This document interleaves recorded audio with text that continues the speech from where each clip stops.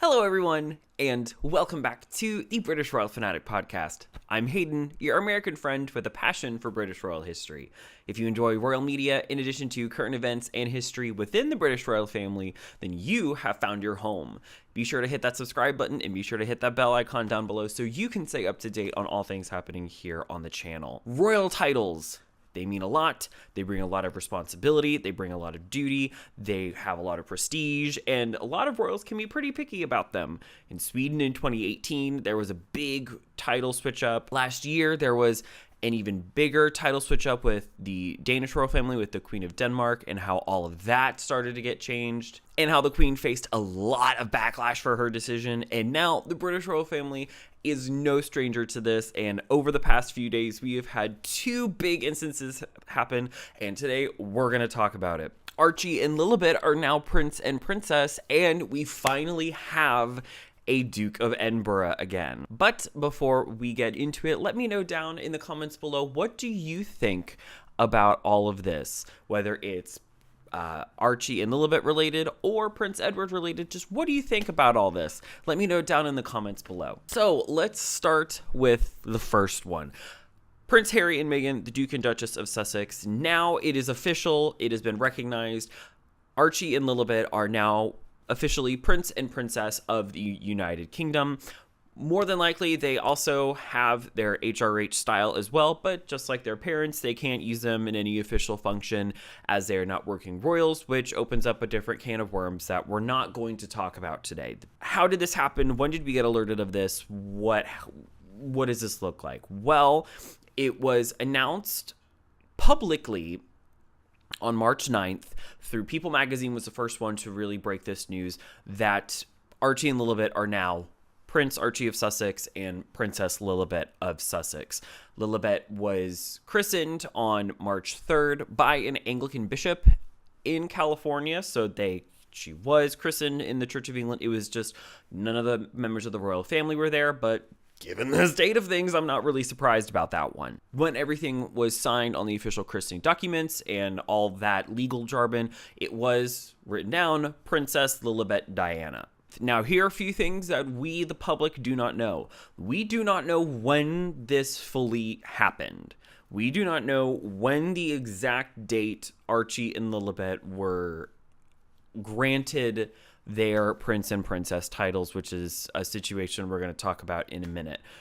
We do know that a few hours after the formal announcement came, the royal website was officially updated. And now we're going to get into a little bit of the meat and potatoes about why this is such a weird situation. I've discussed this at length, so I'm going to try to do layman's terms here. They were always going to be these weird ones in this situation. Everybody always references the royal proclamation of the creation of the House of Windsor in 1917, done by His Majesty King George V.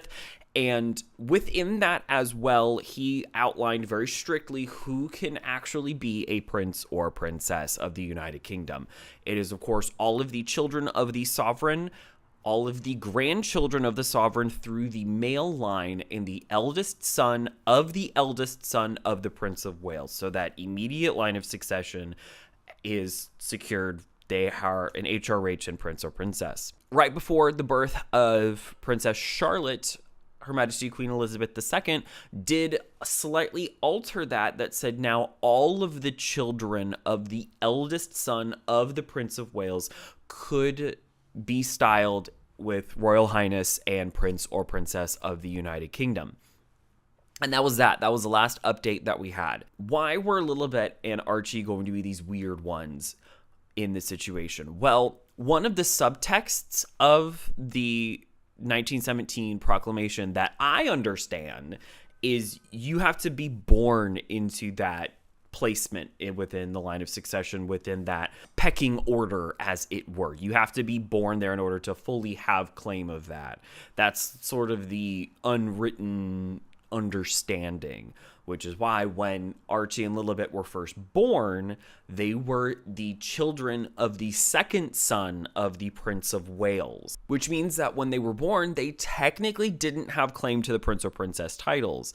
It's simply that that's not they didn't fulfill the base requirement. When Archie was born in 2019, Harry and Meghan did say that they weren't going to have their children have titles. It was something that they didn't want to do. They wanted their kids to be a little bit more normal, have a bit more normal life and whatnot. So they opted to not have their kids styled like the children of a duke at all. Technically, Archie was the Earl of Dumbarton and Lilibet was Lady Lilibet Diana if they were to be styled like the children of a duke, but Harry and Meghan opted out against it. There was a press release about this where they said they did not want to have their children to have titles. Then there was in the famous Oprah interview in 2021 where Meghan and Harry talked that they were denied these titles, that their children would not have these titles ever,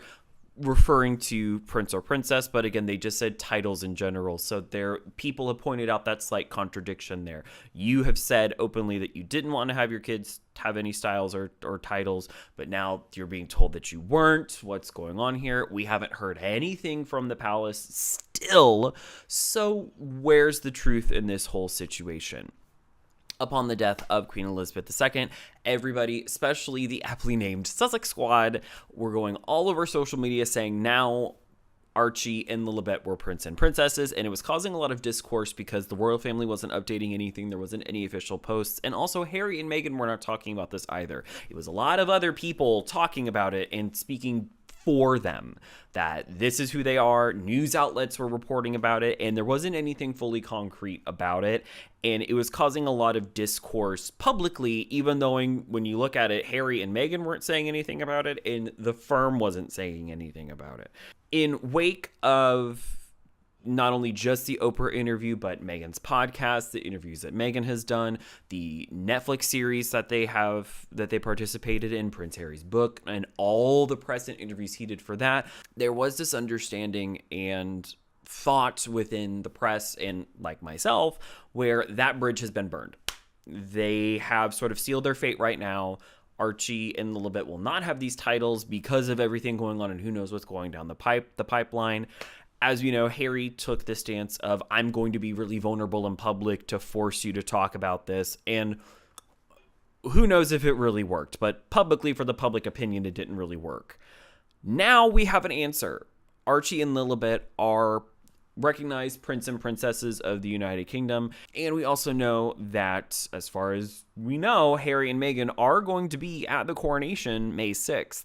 So it lightly feels like the king is calling their bluff. It lightly feels that the king, the royal family, whatever he's doing, is calling their bluff, which is interesting. And it kind of fuels the fire of Harry and Meghan not fully thinking things through when they act in public, when they speak. It feeds that part of the narrative. But one of the things in the few hours in between when the official post was made by People magazine talking about Princess Lilibet Diana until the royal website was actually updated, it was fueling the fire for the narrative that Harry and Meghan are liars, that they're marketing off the royal family. It was fueling that narrative, and there was a lot of fighting online about it, about what's true, what's real, when the big takeaway from all of this is that we don't know what happens behind closed doors, and this is an example of it, because for months, neither side said anything, and now it just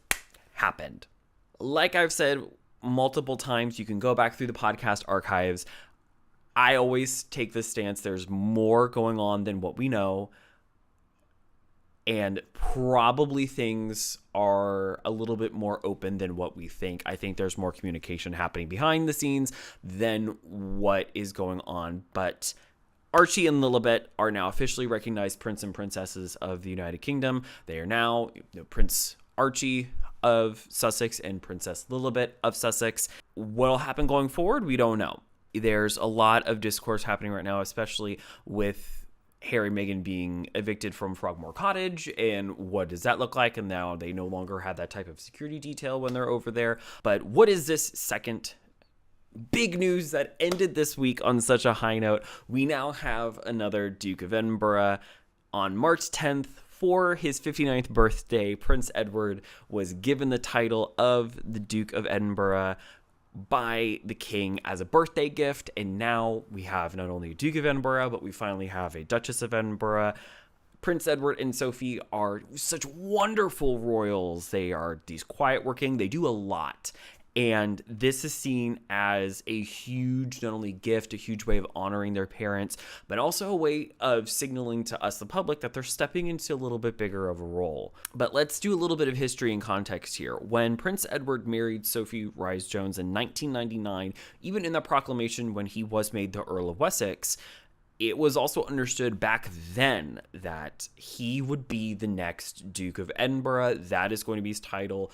That's where his future will be. And subsequently in his royal work, even if some of it was a little bit misguided at times, he has really stepped into it. He's really stepped into Prince Philip's shoes and some of the causes that Prince Philip was really known for, especially the Duke of Edinburgh Awards. He has really laid cause that he understands the seriousness of the Duke of Edinburgh title, what it truly means to be the Duke of Edinburgh, and what his father's legacy is, and he's really been stepping into his shoes. And now it is finally official. There were other proclamations throughout when he got additional titles, like when he was made also the Earl of Forfar, when he got different other awards. It was, again, always known that he was going to be the next Duke of Edinburgh, but it wasn't right away. Why wasn't it right away? Well, when Prince Philip died in 2021, the title immediately went to his heir based off of UK primogeniture laws when it comes to titles. Therefore, Charles was technically Duke of Edinburgh. However, he did not use the title publicly. He was not formally recognized at it. It just went to him truly based on a technicality. When he ascended to the throne and became king, that title then reverted back to the crown, as well as a few additional ones, which then laid the scene for him to give the title to Prince Edward and to officially become the Duke of Edinburgh. Now, it didn't happen right away. It's taken a really long time for this to happen, but royals, especially now, don't really give titles out willy-nilly. It's usually for an anniversary of some kind, a big award for lots of duties that have happened. You've done a lot of work, so therefore here's a reward. It's for a wedding. There's set instances when titles are given. You're just not given one on a Tuesday afternoon. It being Prince Edward's birthday makes sense that would be the time that this would happen. But there are a few technicalities with it. His son, James, the Earl of Wessex, he will not be the next Duke of Edinburgh after that. Once Prince Edward dies, that title will revert back to the crown. It will not go to James. Lady Louise, her titles doesn't change, but like the level of prestige with it, she's no longer the daughter of a royal earl. She's now the daughter of a royal duke. So yes, she's still Lady Louise, but the level of prestige is higher. But one thing to point out is both James and Louise are technically prince and princesses of the United Kingdom. They are royal highnesses and prince and princesses, but Sophie and Edward opted to not have their children styled that way and instead be styled like the children of an earl and now the children of a duke, because again, they know the writing on the wall and they know that their children will not have a place within the royal family. In terms of working royals, they will not be working royals. They're just going to continue to fall on the line of succession. So let's give them something that's a little bit more normal, that won't like make them feel like they're trapped by having these titles. There was a lot of drama and speculation whether Louise was going to take the title last year when she turned 18, but she opted not to. It is now her prerogative whether she wants to be Her Royal Highness Princess Louise of Edinburgh. It's completely her choice now because she's over the age of 18. But in both of these conversations about Lilibet and Archie finally being prince and princess, and Edward finally being created the Duke of Edinburgh, brings up this conversation about titles, about the importance of them and the significance of them. The Dukedom of Edinburgh is a very serious title given to very senior members. It was Prince Philip's title for ever since 1947 when he got married. He held that title for over 70 years. By giving this title to Ed and Sophie, it now signals that they are stepping into a bigger role within the royal family. They're probably going to be given more work. They're going to be fully filling this void that Harry and Meghan left. And now, Andrew has been out of the scene for a while now, but there's still kind of a little bit of a void there. That now the work is officially being divvied up. We now have an idea of what King Charles's slimmed down monarchy officially looks like. I will say, having woken up Friday morning, checking royal social media and seeing that was the big news, it was a great way to end the week in the royal news. It was nice to fully see that and see that Prince Philip and the late Queen were honored in such a wonderful way that final wish was able to be granted. It just took a while, but we also don't know fully when that title was given.